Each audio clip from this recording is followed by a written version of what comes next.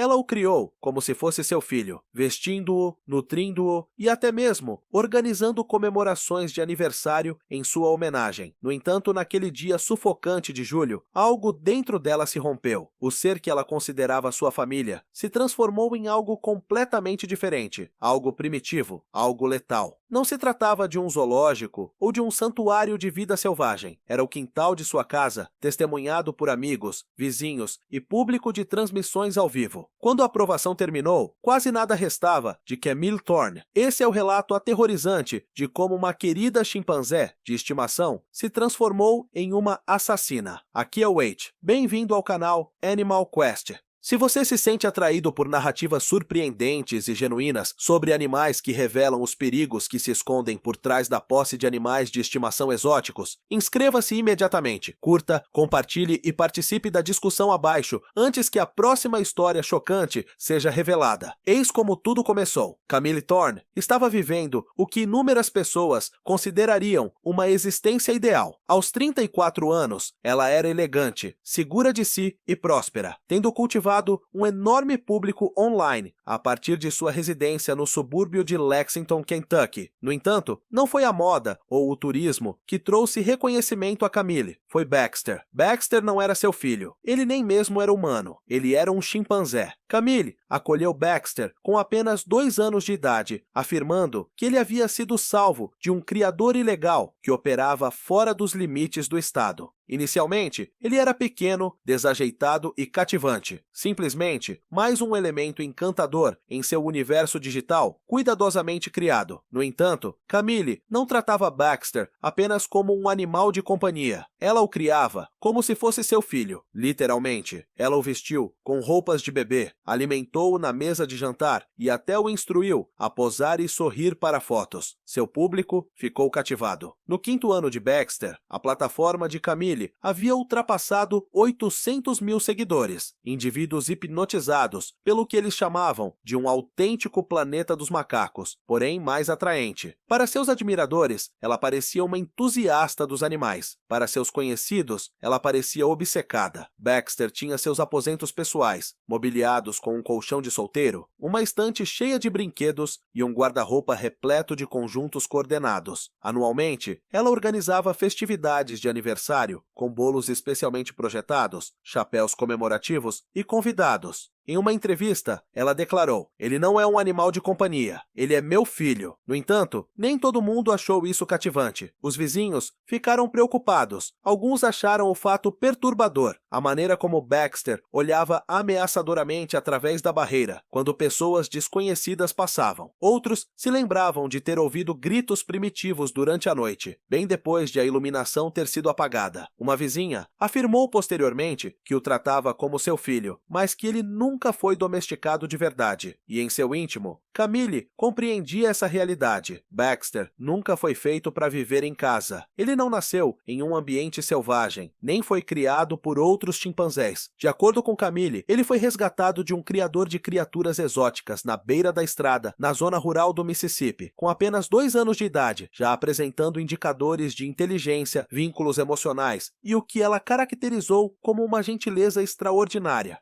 Ela frequentemente o retratava para seu público como brilhante e amoroso. Ele era capaz de abrir portas, organizar cores e até mesmo copiar movimentos faciais. Camille afirmava que ele podia compreender mais de 100 termos em inglês e responder a instruções básicas. Para ela, Baxter representava mais do que uma companhia. Ele era milagroso, mas além do quadro da mídia social, as circunstâncias eram diferentes. No 7º ano de Baxter, seu físico havia se transformado. Ele não se parecia mais com o bebê pequeno e fofo que Camille trouxe para casa no início. Ele pesava mais de 140 libras, tinha mais de 1,80 m de altura e sua musculatura havia se tornado densa e pronunciada. Os vizinhos começaram a relatar ruídos peculiares e perturbadores, gritos profundos e guturais durante a meia-noite, ocasionalmente seguidos de estrondos. Em 2 ocasiões distintas, ele havia derrubado a barreira de madeira atrás da propriedade de Camille, fugindo para o quintal de um vizinho antes de ser atraído de volta para dentro de casa. Um entregador relatou certa vez que Baxter o atacou através de uma vidraça quando ele se aproximou da entrada. Camille descartou esse fato, rindo online como se fosse apenas um momento de temperamento. comportamento, mas os especialistas, aqueles que realmente estudam a conduta dos chimpanzés, viram o fato de forma diferente. Um primatologista, quando solicitado a comentar situações como a de Baxter, declarou com franqueza: os chimpanzés podem parecer fofos, mas aos 7 anos de idade são mais poderosos do que 5 homens adultos e capazes de extrema brutalidade. Nenhum grau de afeto pode reverter milhões de anos de desenvolvimento evolutivo. Mesmo assim, Camille se recusou a reconhecer o perigo. Para ela, Baxter não era apenas um chimpanzé, ele era sua família.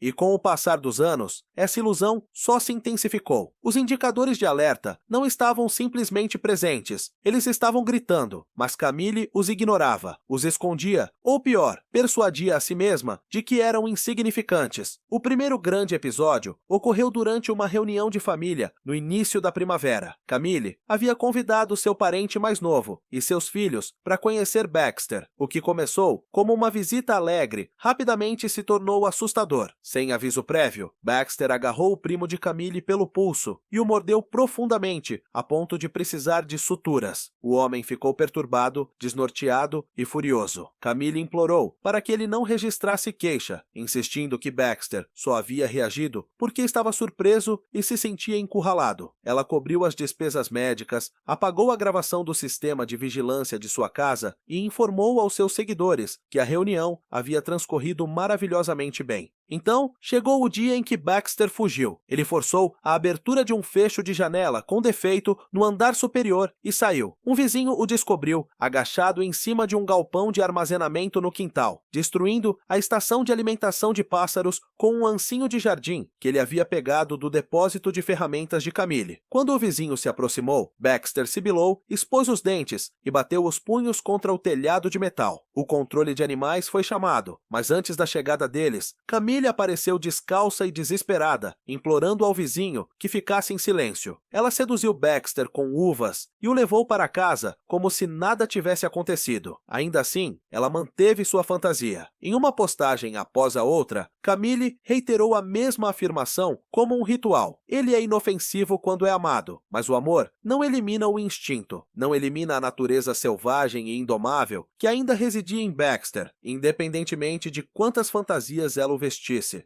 Mais tarde, uma amiga próxima confessou que alimentava a fantasia de que o amor era suficiente para civilizá-lo, que se ela lhe oferecesse todo o seu coração, ele permaneceria gentil para sempre. Mas mesmo diante das câmeras, as fraturas eram evidentes. Às vezes, quando Camille tentava filmar um vídeo, Baxter arrancava o telefone de suas mãos, ou de repente atacava a frente. Camille ria ansiosamente, ignorando o fato com humor, mas a tensão estava presente. O vislumbre de terror em seus olhos era genuíno. E então, um dia o medo se materializou. Era 9 de julho de 2022, um sábado com céu sem nuvens e uma brisa suave. Camille estava organizando o evento há semanas, uma celebração de transmissão ao vivo no quintal para comemorar a conquista de 100 mil assinantes em sua plataforma. Havia petit fours, vinho espumante, balões coloridos e uma faixa suspensa acima de seu deck, que proclamava Thank You Fam. Aproximadamente 20 convidados passeavam pelo local, companheiros próximos, vários colaboradores online e entusiastas locais que ela convidou para conhecer Baxter pessoalmente. Um anel de luz foi posicionado no gramado e o telefone dela foi montado em um tripé, transmitindo tudo ao vivo. Inicialmente, Baxter parecia tranquilo. Ele se sentou ao lado das bebidas, mordiscando pedaços de melancia com os dedos. Camille o vestiu com uma bermuda marrom e uma camiseta tropical em miniatura projetada para crianças pequenas. Os convidados riram, capturaram imagens e alguns até pediram para posar para fotos com ele. Mas então, a música começou. Melodias pop estrondosas que pulsavam de um alto-falante sem fio. Em seguida, os flashes das câmeras. E então a multidão, todos barulhentos, desconhecidos, movendo-se rapidamente, tocando. Baxter começou a se movimentar inquieto. Camille o observou e tentou acalmá-lo, ajoelhando-se ao lado dele e oferecendo uma caixa de bebida. Mas Baxter pegou o celular de Camille do tripé e o atirou para o outro lado do pátio. Ele se espatifou contra as as pedras do pátio. Os convidados riram desconfortavelmente, sem saber se isso fazia parte da apresentação. Camille deu sua típica risada nervosa, deixando-a de lado. Ele está apenas entusiasmado, disse ela. Mas o que se seguiu não foi entusiasmo, foi algo totalmente diferente. Em um instante, Baxter atacou. Ele derrubou Camille no chão, com todo o peso de seu corpo. Não houve nenhum aviso prévio, nenhuma escalada. Apenas o som nauseante de carne sendo rasgada. Seus dentes perfuraram a bochecha dela e depois a garganta. Os gritos dela ecoaram pelo pátio, penetrantes e desesperados. O sangue espirrou no piso de pedra enquanto ela se debatia sob ele. As pessoas gritavam. Algumas fugiram, outras permaneceram imóveis. Algumas levantaram seus celulares e continuaram a filmar. Baxter não parou. Ele enterrou suas garras em seu couro cabeludo, arrancou punhados de cabelo e arrancou pedaços de tecido de seu rosto. Os gritos de Camille se transformaram em sons de sufocamento. Ela tentou se arrastar para longe, mas ele a puxou de volta, como se fosse um brinquedo rasgado. Uma hóspede conseguiu ligar para o 911 entre soluços e estertores, e sua voz atravessou o telefone. Ele a está devorando. O chimpanzé a está devorando. Oh, meu Deus, há sangue por toda parte. Por favor, alguém venha. Ele não para. Mas quando a ajuda chegou, já era tarde demais. Os primeiros policiais chegaram ao local 6 minutos após a chamada de emergência, mas esses 6 minutos pareceram uma eternidade. A visão que se deparou com eles foi horrível. Quando chegaram à residência, Camille estava imóvel no chão, com o corpo mutilado. Baxter permaneceu posicionado sobre ela, roendo e arranhando o que restava de seu rosto.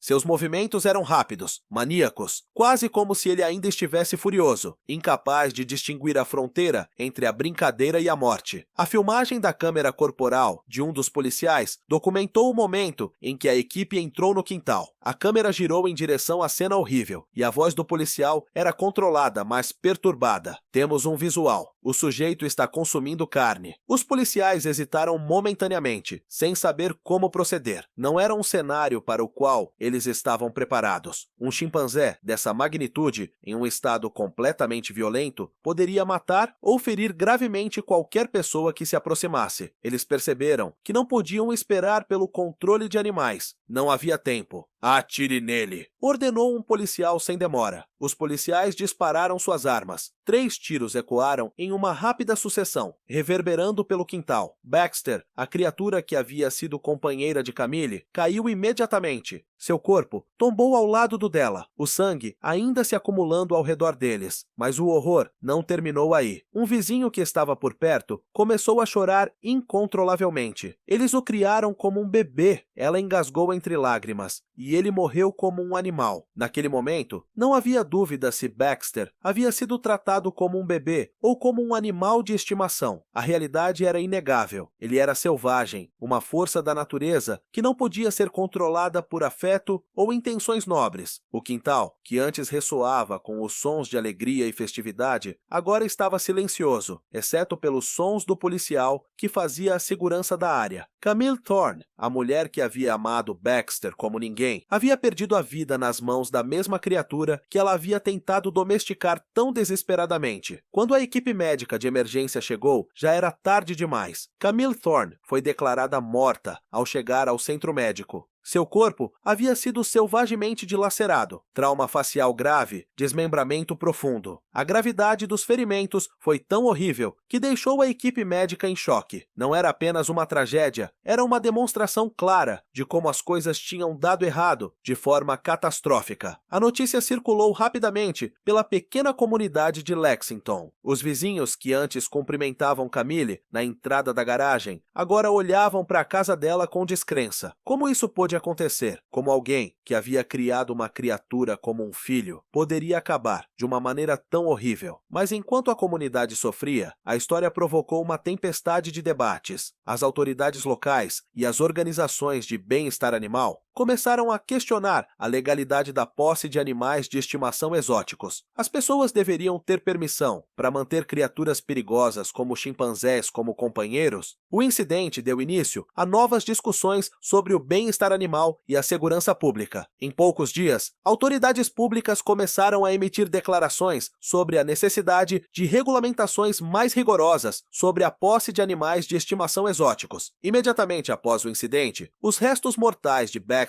foram submetidos a testes para detectar qualquer sinal de doença. Os especialistas não encontraram nenhuma evidência de raiva ou doença. Seu comportamento não foi consequência de uma doença, mas de algo muito mais fundamental. O ataque, segundo eles, foi o resultado de uma agressão instintiva que vinha se acumulando ao longo do tempo. Enquanto isso, na internet, a reação se intensificou. As pessoas estavam polarizadas. Alguns culparam Camille por colocar em risco a si mesma e aos outros, argumentando que nenhuma quantidade de afeto poderia domesticar uma criatura selvagem. Ela deveria saber disso, disseram.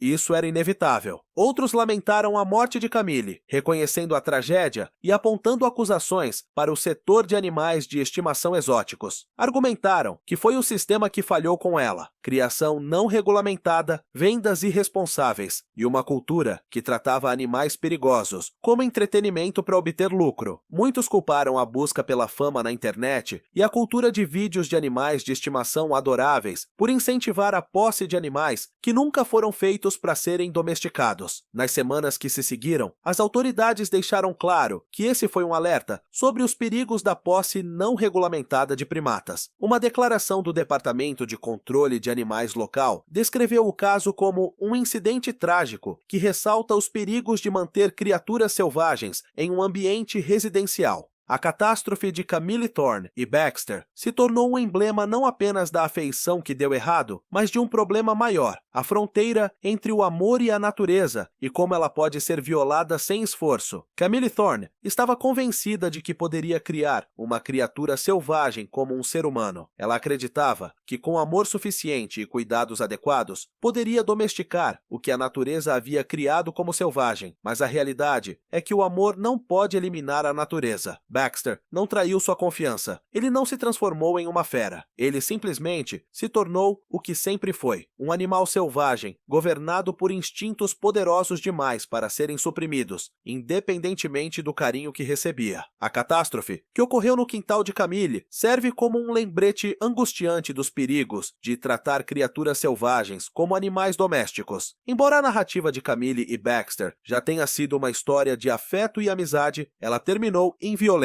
E não foi apenas Camille que sofreu. As repercussões da posse de um chimpanzé ou de qualquer criatura selvagem são extensas e, como esse incidente demonstra, frequentemente fatais. Ao concluir este capítulo, as autoridades têm uma última lição a ser absorvida. A posse de animais exóticos não é apenas uma decisão pessoal, é uma questão de segurança pública. E até que as regulamentações mudem e até que a sociedade comece a compreender que o lugar dos animais selvagens é em seu habitat natural, catástrofes como essa ocorrerão repetidamente. O pátio manchado de sangue, onde Camille comemorava suas conquistas online, agora é um memorial chocante de um erro que tirou sua vida. A fotografia emoldurada de Camille e Baxter, sorrindo juntos em tempos melhores, é agora uma lembrança assustadora do que foi sacrificado. O portão, com a inscrição "Proibida a entrada de animais de estimação exóticos", está seguro, mas a lição, para aqueles que estiverem dispostos a ouvi-la, continua acessível. Animais selvagens não são brinquedos e certamente não são companheiros domésticos. Como minha mensagem final, lembre-se disto: chimpanzés não são animais de estimação, são animais selvagens. Catástrofes como essa voltarão a ocorrer, a menos que tenhamos compreensão. Se você achou essa narrativa interessante, se ela lhe revelou os perigos de ter um animal de estimação exótico, considere a possibilidade de compartilhar este vídeo. Inscreva-se em nosso canal para obter outras histórias que expõem a realidade brutal por trás dos ataques a animais e clique no botão curtir se você acredita que nenhum animal, por mais atraente ou amado que seja, deve ficar restrito a uma vida que não foi planejada para ter. Compartilhe esta mensagem e ajude a evitar a próxima catástrofe. Obrigado por assistir.